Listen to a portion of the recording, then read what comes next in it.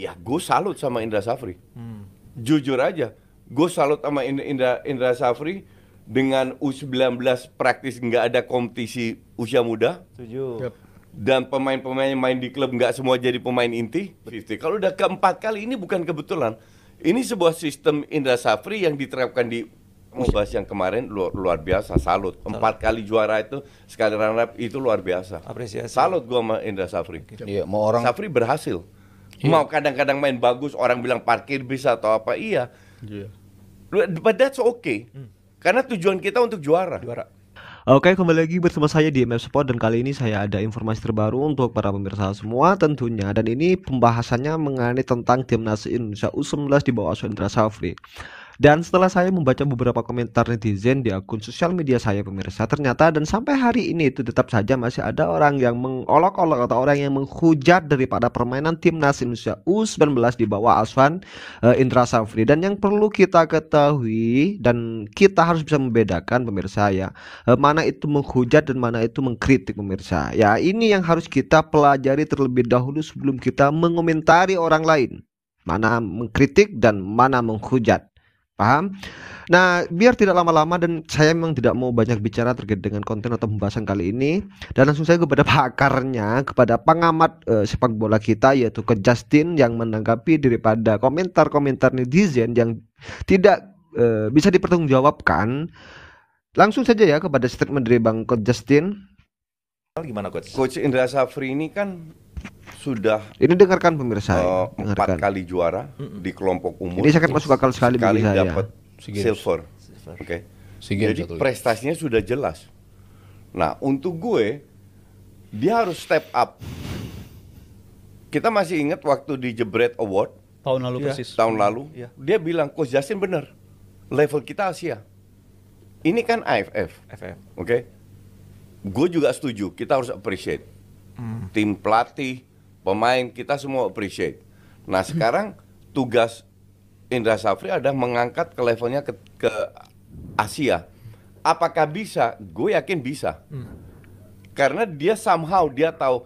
Karena gue dari awal gue nggak nonton sama sekali, cuman final aja. Makanya gue nggak kasih live reaction juga kan. Iya. Gue cuma nonton karena gue nggak nonton sama sekali gitu loh. Cuman dia bisa membuktikan somehow bahwa lu bisa berprestasi. Dan ini sebuah dia itu lebih ke coach turnamen ya. Iya. Yes.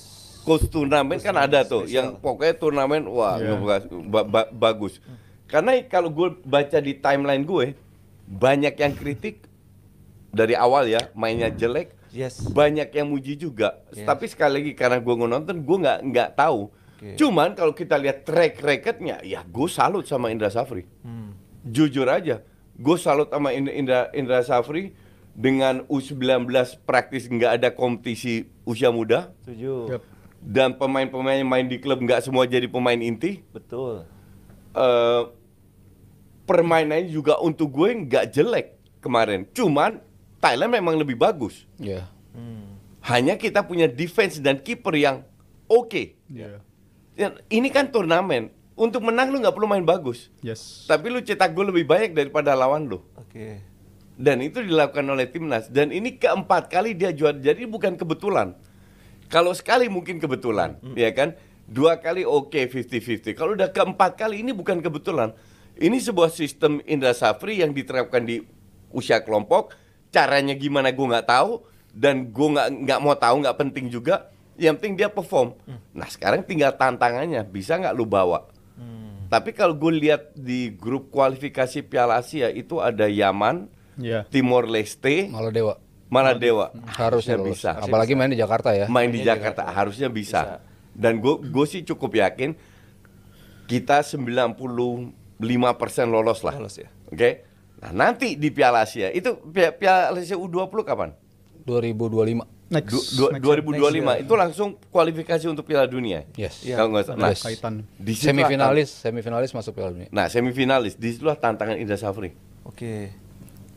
Jadi, ya kalau kita mau bahas yang kemarin luar biasa, salut. 4 kali juara itu, sekali runner up itu luar biasa. Apresiasi. Salut gua sama Indra Safri. Iya, mau orang bilang apa, ya lo bisa buktiin gitu. Iya, betul. Maksudnya Betul. pelatih silih berganti, kok dia lagi yang bisa jadi juara. Kok SEA Games memutus dari tahun 91, kok dia yang bisa. Itu kan berarti dia punya something special lah. Coach Indra tuh pemahaman terhadap pemain, dan dia kan ya orang bilang dia semacam sosok ayah lah ya. Dia tahu gimana ngegandeng pemain, dia tahu gimana manfaatin semua pemainnya gitu. Kalau kita ngelihat dulu kan yang sempat ada di Jebret Talks juga kan, si Kurniawan sama Coach Bima, waktu jadi asisten dia di SEA Games ketika juara kan. Mereka kan tiap pergantian pemain kan menyodorkan nama tuh kan, menyodorkan nama, coach ini yang pergantiannya ini. Oke, ntar ya gue simpen dulu, gue mau masukin dia. Tiba-tiba Indra Syafri tuh punya keputusan yang berbeda dibanding asistennya gitu. Masukin Tovani, yang nggak dimasukin di radar lah sama Kurniawan sama itu. Tovani jadi pencetak gol kemenangan waktu lawan Vietnam di semifinal. Itu kan yang nggak bisa dibaca sama orang lain kecuali si Indra Syafri gitu. Nah kemarin di turnamen kemarin, Welber Jardim jadi defensive midfielder. Itu kan juga pasti kan dia melihat something tentang si Jardim ini yang biasanya main di bek kanan dan sempat main juga di bek kanan kemarin, tapi di pertandingan lain dia dicoba di defensive midfielder. Dan itu yang gue rasa jadi salah satu pengubah permainan kita gitu. Dia menjadi sosok yang bisa ngendaliin tim, playmaker ya, walaupun masih sangat muda, tapi dia bisa jadi playmaker yang bagus. Ya bukannya Vigo Dennis atau Tony Firmansyah jelek, tapi ini lebih lengkap dan dia lebih berani untuk forward pass gitu kan, mengirimkan umpan-umpan beresiko. Itu kan nggak semua berani kan. Wah ini ada yang kosong, dia langsung tembak ke depan untuk umpan ke depan.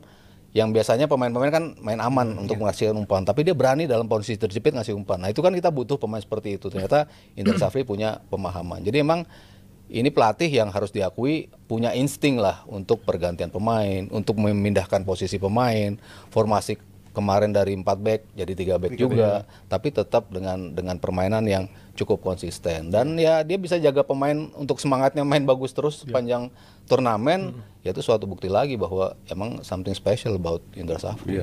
Zal, lu melihat Indra Syafri Sering gue tanya, intinya apa yang lu ngomong? Ya nggak ada. Semua kelompok umur lagi bagus. Ya udah Itu titik. dia. Udah nggak usah dibumbu-bumbuin lu. Nah, ini menarik. Bentar, gue belum selesai. Iya, boleh, Coach. Satu hal yang orang tidak lihat dan nggak dibahas sama Rizal walaupun dia ngomongnya 10 menit adalah konsistensi pemain timnas untuk menjaga stamina. Jadi pemasukan subsnya Indra Syafri itu timingnya udah tepat. Satu, kedua, kualitas pemain subs itu selevel sama pemain starter, sehingga pada saat pemain subs masuk, permainan kita tidak menurun. Lu nggak bahas itu kan? Tapi ngomongnya lama. Karena cedera. Nah itu lo harus belajar Diganti untuk karena ngomong lebih efektif lagi. Oke. Ngerti nggak? Itu nggak dibahas orang. Iya.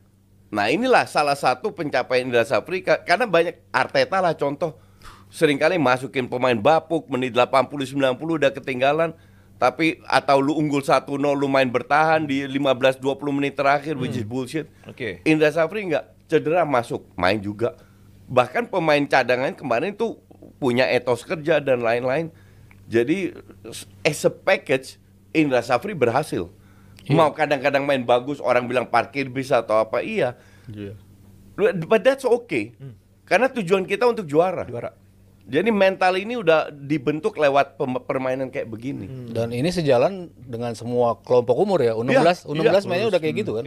Maksudnya pressingnya kenceng, stamina-nya terjaga sampai akhir pertandingan. Timnas senior kan pun seperti itu kan. Main kenceng dengan intensitas tinggi, tapi lu nggak kehabisan bensin di tengah jalan. Gitu. Salah satu kekurangan Indonesia kan di menit 70 stamina drop. Biasanya Dulu ya. Tapi sekarang kan? udah Sekarang enggak sama sekali, senior enggak. Main 19 enggak, 19 enggak. Tambah extra time berapa pertandingan tetap aja bisa Tetap jaga bisa gitu. Berarti intinya kalau mereka U23 ngegas terus. Jadi kalau mereka step nggak kaget ya. Jadi tetap bisa. Jadi gue sangat wajar dan gue sangat setuju dengan statement kayak gitu. Kita mending fokus ke hal yang positif, nggak ke hal yang negatif, nggak perseteruan ini itu. Fokus demi kepentingan timnas.